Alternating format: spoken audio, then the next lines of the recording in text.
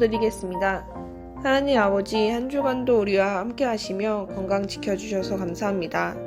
함께 모여서 예배를 드릴 순 없지만 온라인으로도 신령과 진정으로 예배드리게 하시고 이 예배를 기쁘게 받아주세요. 코로나로 인해 밖에 나가기 어려워지며 평범한 일상이 얼마나 감사한 것인지 알게 되었습니다.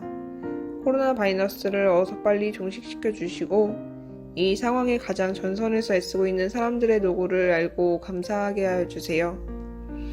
많은 사람들이 일자리를 잃고 경제적으로 힘들어하고 있습니다. 그들의 마음의 고통을 알아주시고 위로하여 주시고 안정적 경제 생활을 할 수 있도록 도와주세요. 일상의 감사함을 몰랐던 저희의 죄를 용서하여 주세요. 이 시간 함께 회개하오니 항상 작은 것에도 원망보다는 감사의 찬양이 나오도록 함께하여 주세요. 코로나로 인해 사람들의 관계가 소원해지고 서로 분노와 원망을 하며 싸우고 있습니다.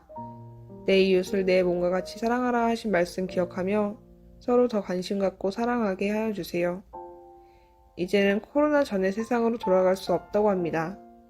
새로운 패러다임 속에서 하나님의 자녀인 우리들은 어떻게 살아가야 할지 고민하게 됩니다. 우리에게 주님의 뜻을 분별할 수 있는 지혜와 급변하고 혼란스러운 상황 속에서도 변하지 않는 진리를 잡고 헤쳐나갈 수 있는 용기를 더하여 주세요.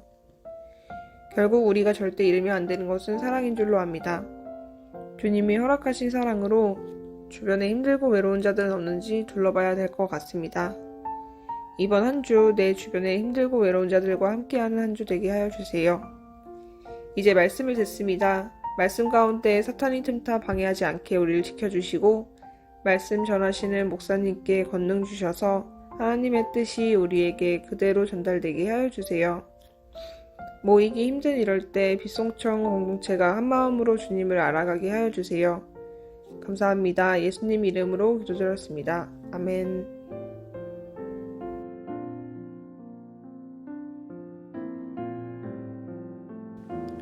내가 복음을 부끄러워하지 아니하노니 이 복음은 모든 믿는 자에게 구원을 주시는 하나님의 능력이 됨이라. 먼저는 유대인에게요 그리고 헬라인에게로다.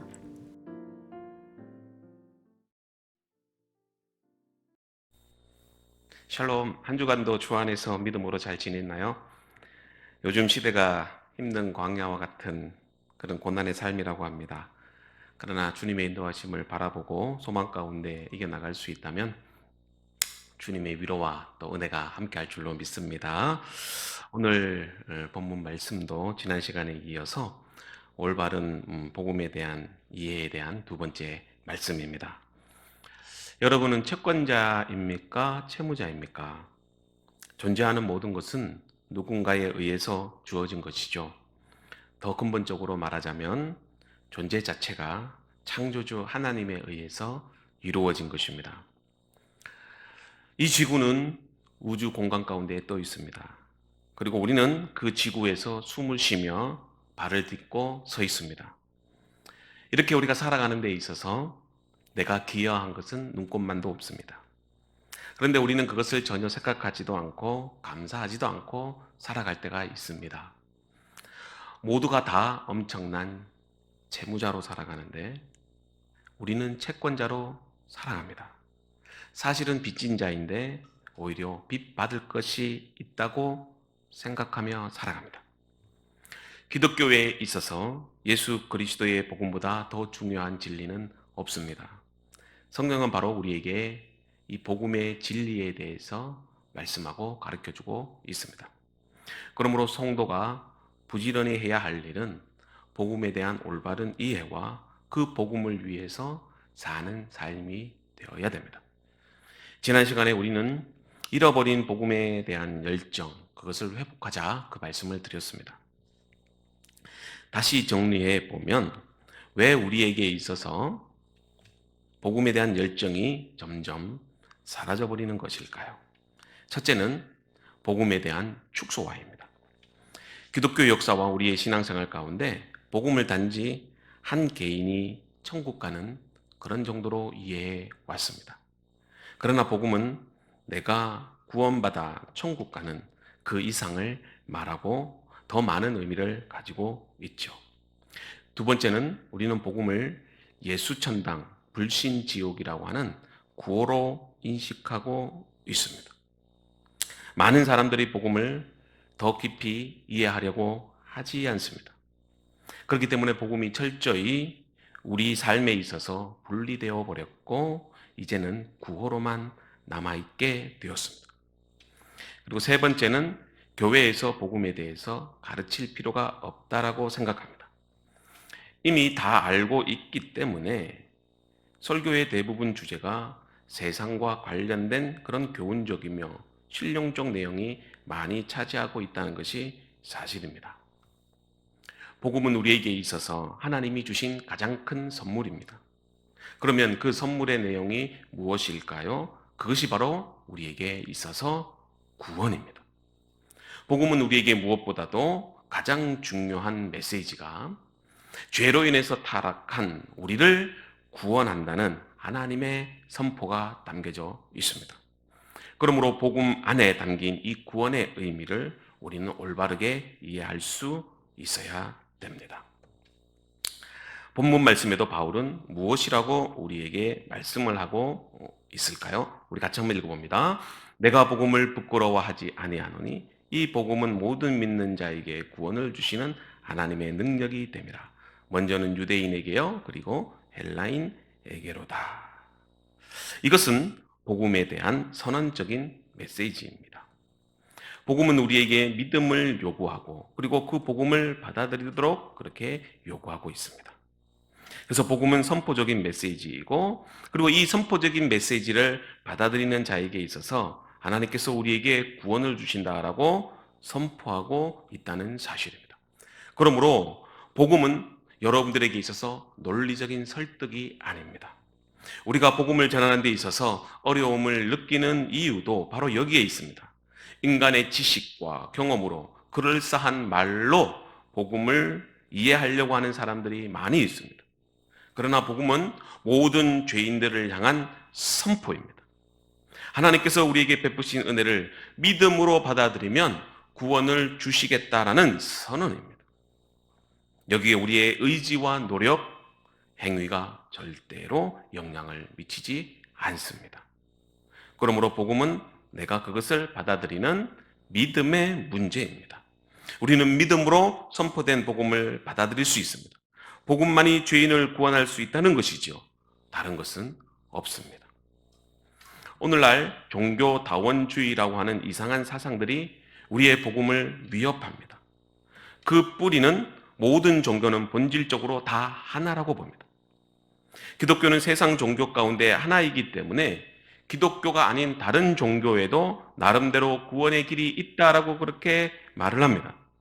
이러한 사상이 왜 우리에게 나오게 되었느냐? 결국은 인간의 이성과 과학의 발전으로 인해서 모든 진리가 거부되는 포스트 모던, 즉 오늘날 우리가 살고 있는 이 시대의 가장 타락한 인간 중심의 가치관 때문입니다. 오늘날 우리는 세계의 인종의 다양성 속에서 살아갑니다. 특히 이슬람이 반다원주의고 극단적 원리주의로 인해서 많은 문제가 나타나게 되자 이제 서로 종교전쟁, 인종전쟁, 그리고 선진국, 후진국 이렇게 구분하지 말고 서로 상대방의 존재를 인정하고 관용을 베풀자는 것이죠. 이것이 종교적인 다원성을 인정하는 계기가 된 것입니다. 그러므로 기독교가 아닌 다른 종교도 구원의 길이 있다라는 것이죠. 이런 시대적 흐름 속에서 복음만이 믿는 모든 사람들에게 구원을 주신다는 이 선포적 메시지는 타락한 세상에서 사는 죄인들에게 듣기 싫은 불쾌한 메시지가 될 수밖에 없습니다. 바울이 복음을 전할 그 시대적인 상황도 마찬가지입니다. 기독교의 복음은 부끄러운 것이었습니다.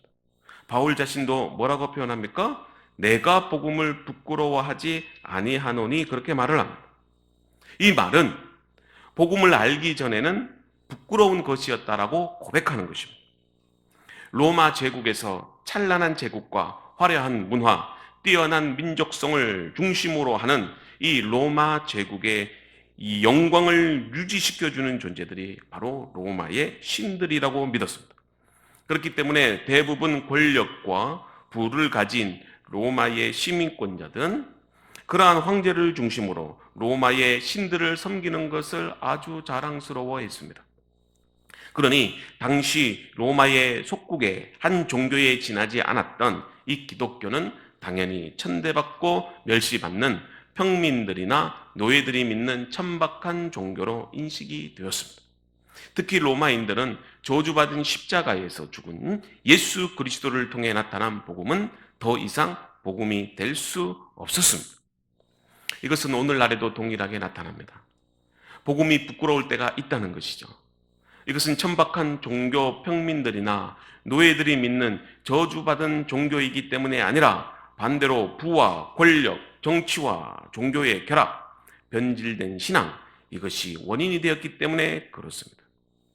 자기의 만족과 이익을 위해서 물질주의로 타락한 교회가 싫다는 것입니다. 실제로 기독교인이지만 교회에 나가지 않는 가난한 성도가 많습니다. 그리고 한국 교회가 가장 타락했다라고 그렇게 외치고 있습니다. 실제로 교회에 나가지 않는 가난한 성도가 200만 명이나 되는 시대를 우리는 살아가고 있습니다. 이것이 무엇을 의미합니까? 예수는 좋은데 교회는 싫다는 것입니다. 세상 사람들의 손가락질과 비난의 이유가 그리스도인의 정체성을 상실했기 때문에 그렇습니다. 복음에 대한 올바른 이해와 복음에 대한 합당한 삶을 살지 않기 때문에 그렇습니다. 교리적으로 보면 복음은 철저히 배타적입니다. 예수님은 여러 종교를 말하는 것이 아니라 a way를 말하는 것이 아니라 the way를 말하고 있습니다. 유일한 길이라는 것이죠. 오늘날 교회 안에 우리 신앙을 위협하고 있는 것 중에 하나가 에큐메니칼 운동입니다. 에큐메니칼 운동은 온 세계의 모든 기독교회들을 재연합시키는 운동을 말합니다. 그런데 그 하나됨을 위해서 교회가 잃어버리는 것이 있습니다. 그것은 바로 교회의 사도성과 거룩성을 잃어버렸습니다. 복음의 본질이 추구하는 진리의 가치를 외적인 일치와 연합을 위해서 포기했다는 것입니다. 마치 구약시대에 이스라엘이 가나안의 바알의 종교와 혼합되어 버렸던 이 여호와 신앙이 되어버렸습니다. 기독교는 배타성이 제거되면 세상의 종교와 다를 바가 없습니다. 그렇기 때문에 복음은 선포적인 의미를 갖고 있습니다. 여기서 배타성이라는 것은 어떤 다른 사람을 외면하고 자기의 것만 주장하는 것이 아니라 그 속에 사랑을 가지고 진리의 가치를 선포하는 것을 말합니다. 그래서 복음은 선포적이고 배타성을 가질 수밖에 없습니다. 그래서 모든 믿는 자에게는 구원을 주시는 하나님의 능력이 된다라고 우리에게 말씀하고 있습니다. 이것은 결코 타협해서도 안 되고 우리가 지키고 간직해야 될 복음의 진리입니다. 왜 사람들이 복음에 대해서 그토록 싫어할까요?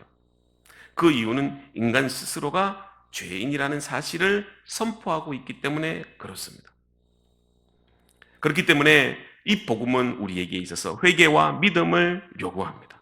또한 그에 합당한 제자로서의 삶을 살아가기를 원합니다.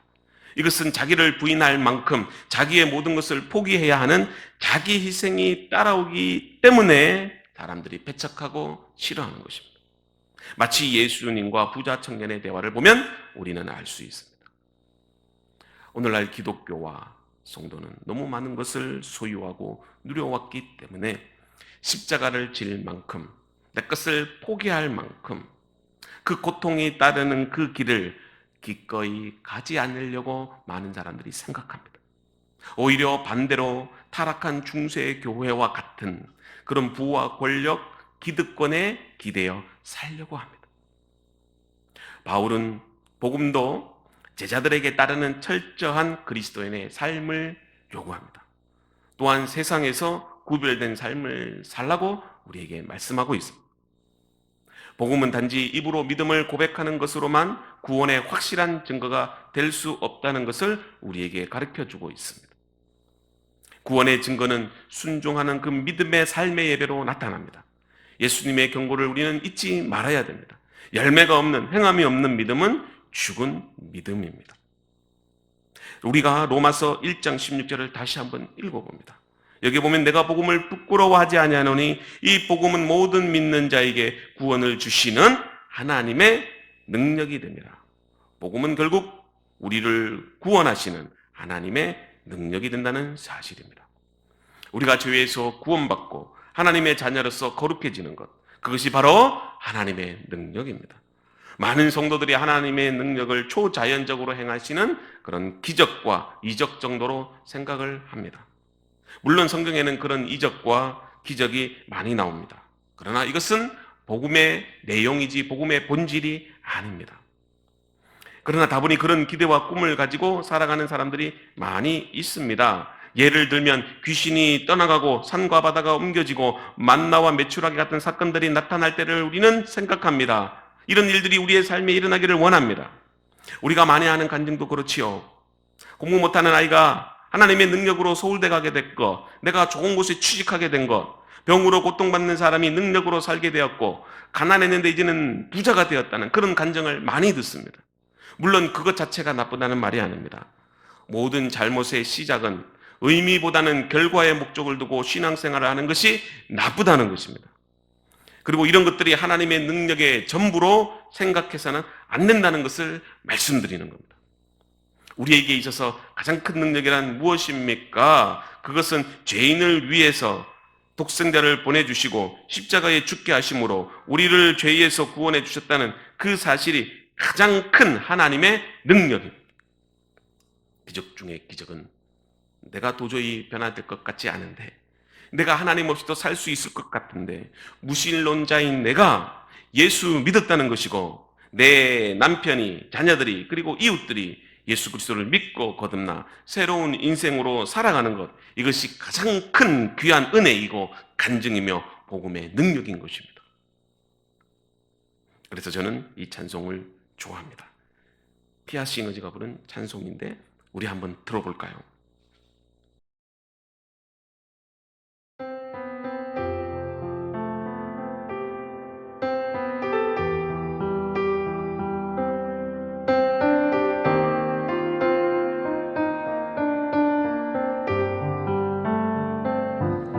예수로 나의 구주 삼고 성령과 피로써 거듭나니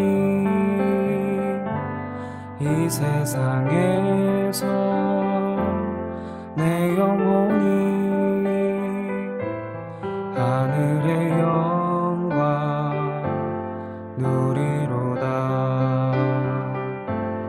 온전히 주께 맡김내어 사랑의 음성을 듣는 중에 전사들 왕래하는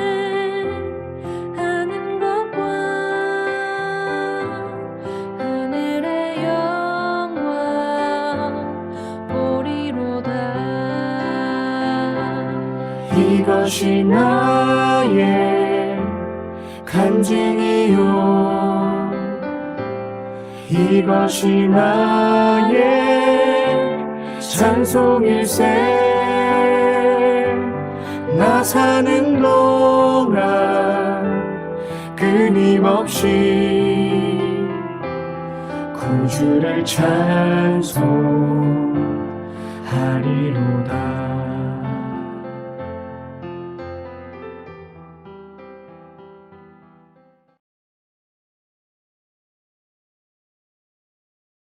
오늘 말씀의 결론입니다. 복음 때문에 내가 죄에서 구원받아 하나님의 자녀가 되었다는 사실에 감격하며 감사한 지가 언제인가요? 하나님께서 죄인들에게 주시는 가장 큰 선물은 바로 영혼의 구원입니다. 감격과 감사가 사라진 이유는 이미 내가 의인의식에 사로잡혀 있기 때문에 그렇습니다. 오랜 신앙생활을 한 사람들의 단점은 매너리즘에 빠져 있다는 것입니다. 항상 틀에 박힌 일정한 방식이나 태도를 취함으로써 신선미와 독창성을 잃어버리는 것을 말합니다. 타성에 젖어 있다는 것이죠. 이성이 없는 짐승은 예수를 이해할 수 없습니다.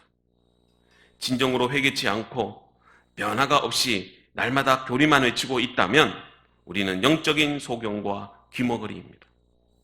이성 없는 짐승처럼 하나님의 진리를 들을 수도 없고 날마다 짐승처럼 육체의 욕망만 추구하고 살 뿐입니다.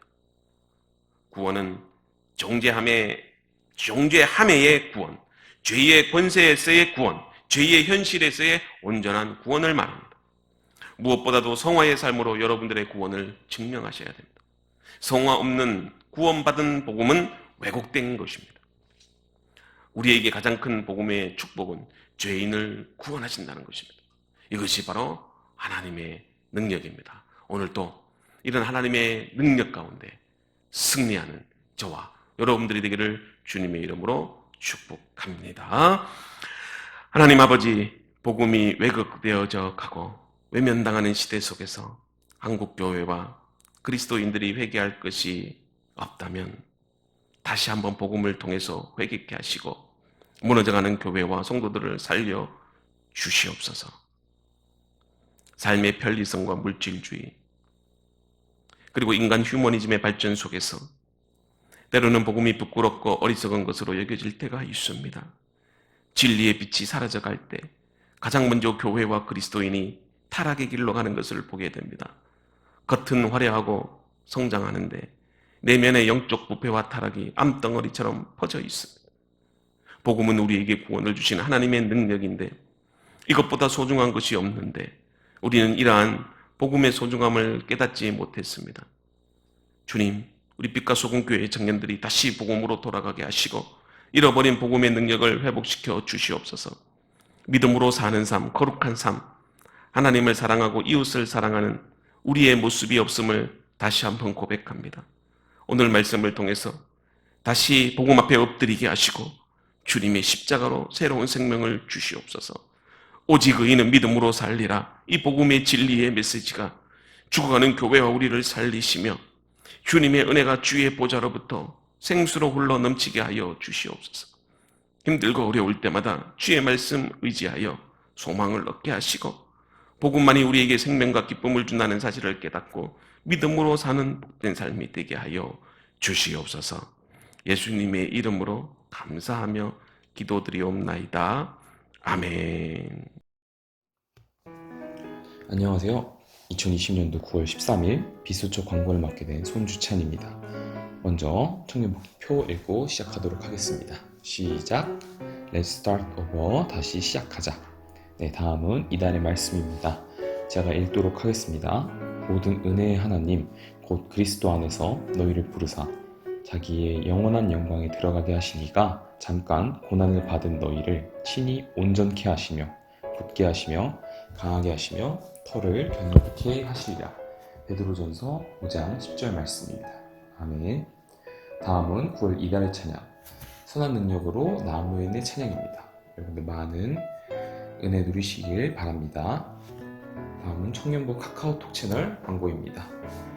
많은 광고와 또 공지가 카카오톡 채널로 나가기 때문에 많은 청년분들 꼭 친구 추가해 주시면 좋겠습니다. 다음은 비소청 9월 이벤트 광고입니다. 기간은 9월 6일부터 27일 4주간 진행되고요.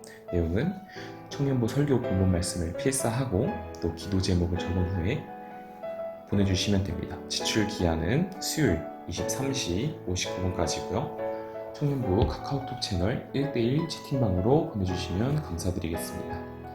이번 첫째 주 이벤트 참여자는 고은영, 김건훈, 송대준, 엄다희, 이유진, 이진주, 정하은 청년입니다. 다음은 하반기 성경 통독 안내입니다. 하반기 신약 성서 통독 이벤트가 있습니다. 기한은 7월부터 12월. 통독하신 분들은 빛과소금교회 청년부 카카오톡 채널을 통하여서 말씀해 주시면 소정의 상품을 전달하도록 하겠습니다. 네, 저번 주부터 예배 댓글 이벤트가 있었습니다. 예배 시간 1시 30분에서 1시 40분 사이 청년부 예배 라이브 동영상에 댓글을 달아주시면 추첨을 통해 선물을 증정하도록 하겠습니다. 이번 다음은 세례자 광고입니다. 교육부에서 세례자 추천을 받고 있습니다. 신청 날짜는 9월 15일 화요일까지고요. 대상은 15세 이상, 교회 등록한 지 6개월 이상이고 입교 신청서는 교회 1층 로비에 있습니다. 사진 파일이 있으니 참고해 주시면 감사하겠습니다. 세례 교육 날짜는 9월 27일 주일부터 10월 11일 주일 3주간 진행되고요. 방식은 비대면 화상회의, 줌 프로그램을 통해서 할 예정입니다. 시간은 주일 오후 1시 30분입니다. 자세한 교육 방식은 추후 공지하겠습니다. 그리고 세례 문답식입니다. 10월 11일 주일 세례 교육을 받은 후 비대면으로 세례 문답을 할지 는 추후에 알려드리도록 하겠습니다. 세례식은 10월 14일 수요일 수요 저녁 예배 시간 저녁 7시에 진행하도록 하겠습니다.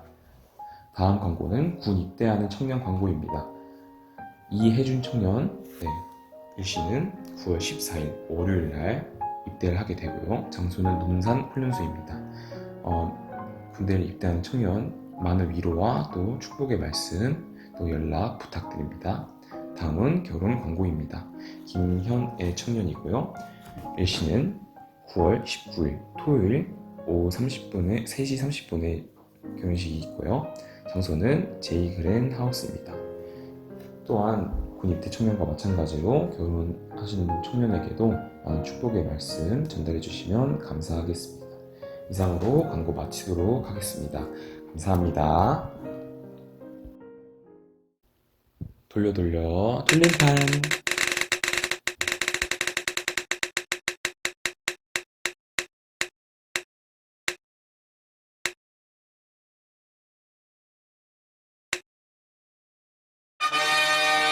성대준 청년 축하드립니다.